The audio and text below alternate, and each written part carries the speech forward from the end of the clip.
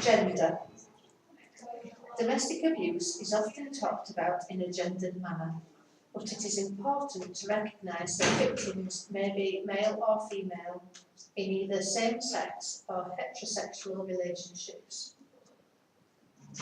The impact may be different though. For instance, women are more likely to be injured or have to seek medical help. And many men who experience domestic abuse find it difficult to acknowledge and discuss their experiences. Victims may simply not know where to go for help. Domestic abuse against elders and people with a disability. Domestic abuse can include elder abuse. This is where harm is done or distress caused to an older person within a relationship where there is an expectation of trust. Most victims of elder abuse are older women with a chronic illness or disability. Again, the most typical abusers are partners, adult children or family members.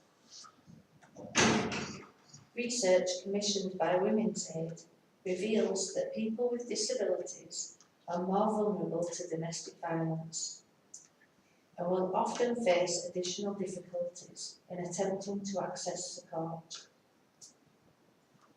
Financial abuse towards elderly or disabled relatives is a form of domestic abuse. Teenage relationship abuse. Domestic abuse is not limited to adults. There is an increasing awareness of domestic violence within teen relationships. 1 in 5 teenage girls have been assaulted by a boyfriend. Young women are more likely to experience sexual violence than other age groups.